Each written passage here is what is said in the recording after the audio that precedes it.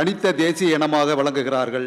அவர்களுக்கென்று உயரிய புகழ் வாய்ந்த வரலாற்று நீட்சி கொண்ட தமிழ்மொழி என்கிற தாய்மொழி இருக்கிறது என்று குறிப்பிட்டுள்ளதோடு தமிழ் தேசிய இனத்தின் அடிப்படை தன்மைகளை பற்றி விளக்கியிருக்கும் தமிழ் தேசிய சுவடுகள் என்ற இவரது கட்டுரை இந்த நூல் தொகுப்பில் இடம்பெற்றுள்ளது.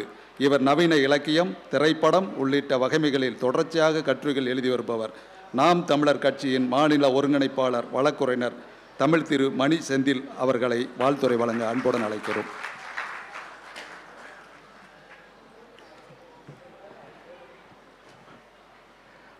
மேடையில் இருக்கின்ற அண்ணன் உள்ளிட்ட அனைவருக்கும் வணக்கம். தாய் தமிழ் உறவுகள் உங்கள் அனைவருக்கும் எனது காலை வணக்கம். இந்த புத்தகத்தை பற்றி பேசுறதுக்கு முன்னாடி ஒரு முக்கியமான விஷயம். டிஸ்கவரி புக் பேலஸ் நிறுவனர் ஐயா வேடியப்பன் அவர்களுக்கு எனது மனமார்ந்த நன்றியை முதல்ல தெரிவிச்சுக்கிறேன். ஏனென்றால் தமிழ் தேசியம் என்பது இங்கே தீண்டாமைக்கு உரிய ஒரு பொருளாக இருக்கிறது. எனது தம்பி செந்தில்நாதன் பேசினப்போ சொன்னார், 2016ஆம் ஆண்டு நாங்கள் வந்தப்போ இருந்தது. தமிழ் தேசியம் என்ற பெயரில் ஒரு புத்தகம் கிடையாது. எங்குமே எங்க தேசிய தலைவர் மேதகுவே பிரபாகரன் பற்றிய புத்தகங்கள் அப்ப இல்லை. சிறு சிறு புத்தகங்கள், சில புத்தகங்கள் தான். ஐயா மணிரசன், ஐயா கீவே போன்ற புத்தகங்கள் மட்டும்தான் நமக்கு கிடைக்கும். தமிழ் தேசியம் இங்கே பயன்படுத்தப்படாத ஒரு சொல்லாக, தமிழ் தேசியம் என்பது தீண்டாமைக்கு ஒரு உரிய சொல்லாக இருந்தது. ஒரு நவீன தீண்டாமை, குறிப்பா அறிவுலகத்தில். இங்க தமிழ் தேசியம் பேசிடக்கூடாது, அது ரொம்ப பிற்போக்குத்தனமானது, அது அடிப்படையே இல்லாதது, அது முற்போக்கு பின்னவீனத்துவத்திற்கு மற்றும் எல்லா விதமான முன்னோடி தன்மைகளுக்கும் அது எதிரானது என்ற ஒரு போக்கு. தமிழ் தேசியர் என்று சொல்லிக் கொள்ளவே ஒரு அச்சம். ஆனால் அது 2009 இன அழிவிற்கு பிறகு அது மாறத் தொடங்கியது. அண்ணன் சீமான் ஒவ்வொரு கதவையாக உடைத்துக் கொண்டே வந்தார். தேசிய தலைவர் மேதகுவே பிரபாகரன் அவர்களின் படத்தை பயன்படுத்தக்கூடாது என்பதை, அந்த நிலையை மாற்றி இப்போது தேசிய தலைவர் மேதகுவே பிரபாகரன் என்பவர் தமிழ்நாட்டின் ஒரு பொது சொத்தாக மாறியிருக்கிறார்.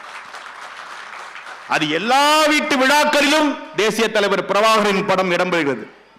அதே போல தமிழ் தேசியம், ஐயா மணிரசன் போன்றோர் எண்ணற்ற பல தியாகங்கள், அண்ணன் தமிழரசன் போன்றோர் எண்ணற்ற பல தியாகங்கள் செய்து காப்பாற்றி வைத்திருந்த தமிழ் தேசியம் மிக எளிதாக அதிகாரத்தை பிடித்தவர்களால் எள்ளி நகையாடப்பட்டது, ஒதுக்கப்பட்டது, ஓரங்கட்டப்பட்டது, அரங்குகளுக்குள்ளே அடைத்து வைக்கப்பட்டது.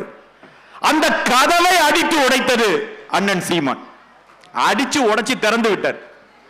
இதே புத்தக கண்காட்சியில் அவன் தம்பி செந்தில்நாதன் சொன்ன மாதிரி, எங்களுக்கென்று ஒரு அரங்கம் கிடைக்காதா, எங்கள் புத்தகங்களை விற்பதற்கு ஒரு அரங்கம் கிடைக்காதா, ஒரு பார்வையாளர்கள் கிடைக்காதா, இருக்க மாட்டாங்களா என்ற நிலையை மாற்றி இன்று உருவாகி இருக்கிறது. அதற்காக பாப்பாசி இங்கே வந்திருக்கின்ற நிர்வாகிகளுக்கு எனது மனமார்ந்த நன்றியை தெரிவித்துக் கொள்கிறோம். நாங்கள் ஒரு வளர்நிலை தத்துவத்தை சார்ந்தவர்கள் அல்ல. கிட்டத்தட்ட 2000 ஆண்டுகளுக்கு மூத்த தமிழர் என்கின்ற ஒரு தேசிய இனத்தின் தத்துவ கருத்தியலை தூக்கி பிடித்திருக்கிறோம்.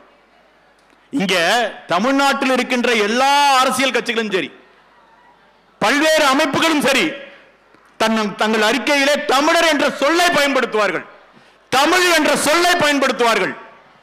ஆனால் தமிழர் என்ற தேசிய இனம் என்ற சொல்லை பயன்படுத்த மாட்டாங்க.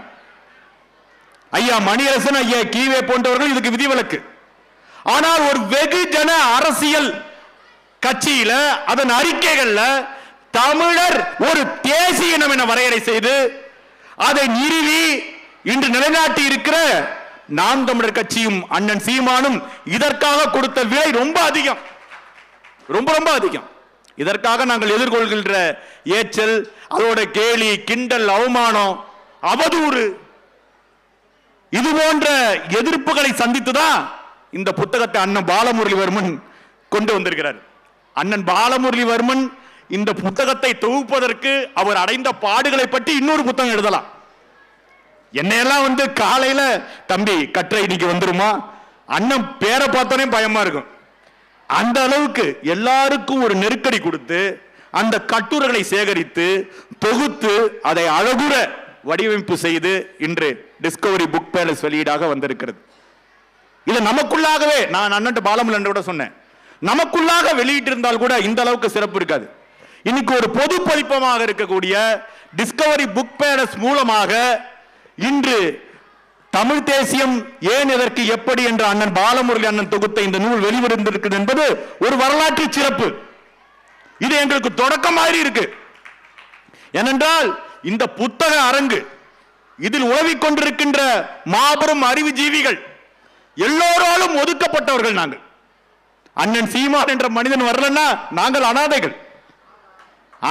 நாங்க எங்களுக்கு எங்கேயும் இடம் இல்லை. யாரும் எங்களை ஏத்துக்க மாட்டாங்க. இன அழிவிற்காக எங்கள் கண்கள் கலங்கி நின்றால் இவர்கள் ஆளும் அதிகாரத்திற்கு எதிரானவர்கள் என்று பட்டம் குட்டப்படுவார்கள். அப்படி எல்லாத்துக்கும் இவர்கள் ஒரு சிறு குழுங்க. இவர்களால ஒண்ணுமே பண்ண முடியாதுங்க. இவர்கள் பிற்போக்குவாதிகள்ங்க என்று நாங்கள் பேசாதவற்றையும் அவர்களே பேசி எங்களை ஏசிக் கொண்டிருந்த காலத்தை இன்று அண்ணன் பாலமுரளிவர்மன் அவர்கள் தொகுத்திருக்கிற இந்த புத்தகம் ஒரு ஆயுதமாக மாறி அடித்து உடைத்திருக்கிறது. இது தொடக்கம் தான். பாலமுரளி அண்ணனே சொன்னாரு, தம்பி நான் கதவை திறந்து விட்டுருக்கேன், சீமான் அண்ணன் மாதிரி கதவுகளை திறந்து விட்டுருக்கிறேன், இனிமேல் அடுத்தடுத்த கதவுகளை திறக்க வேண்டியது உங்களை போன்றோரின் கடமையினர். அண்ணன் சீமான் இந்த கதவுகளை அடித்து உடைத்து திறந்தார், அரசியல் கதவுகளை. அண்ணன் பாலமுரளிவர்மனும் மதிப்பிற்குரிய பதிப்பாளர் வேடியப்பன் அவர்களும் தமிழ் அறிவுலகத்தின் அறியாமை கதவுகளை உடைத்து திறந்திருக்கிறார்கள். இது ஒரு திறப்பு. அதே போல ஈழத்திலிருந்து வந்திருக்கின்ற நண்பர் தீபச்செல்வன், ஈழத்திலே நடந்தது ஒரு இனப்படுகொலை, அதற்கு இணையான இங்க ஒரு படுகொலை. நாங்கள் தமிழர் என்று சொல்லக்கூடாது, அடையாள படுகொலை. தமிழர் என்று யாரும் இந்த தமிழ்நாட்டில் சொல்லக்கூடாது. தாய் தமிழ், எங்களுடைய தாய்மொழி தமிழ் என்று எங்களால் பேச முடியாது.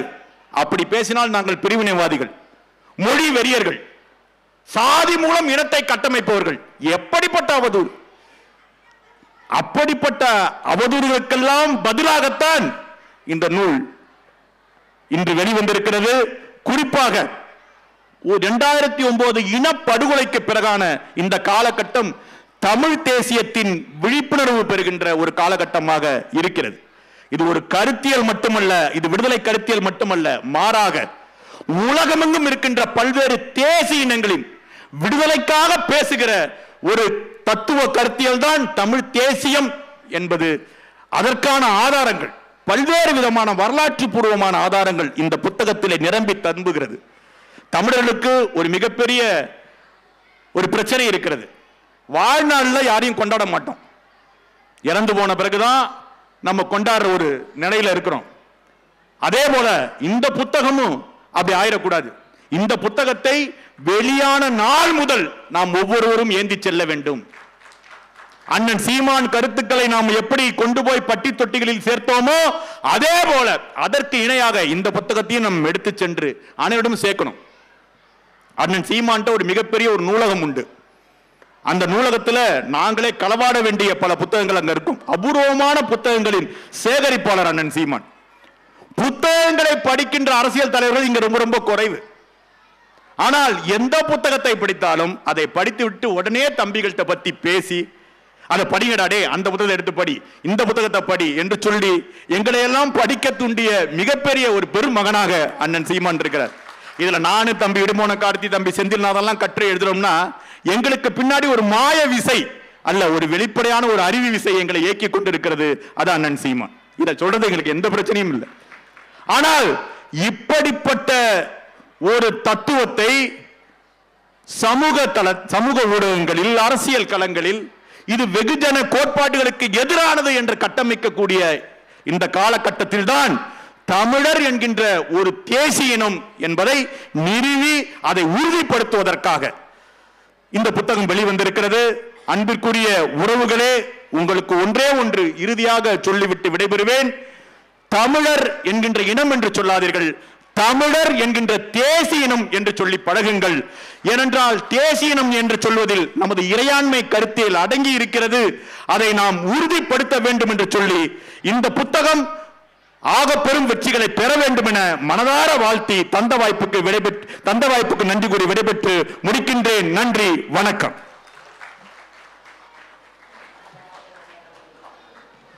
வழக்குரைஞர் மோனி செந்தில் ஐயா அவர்களுக்கு நன்றினை தெரிவித்துக் கொள்கிறோம். அடுத்ததாக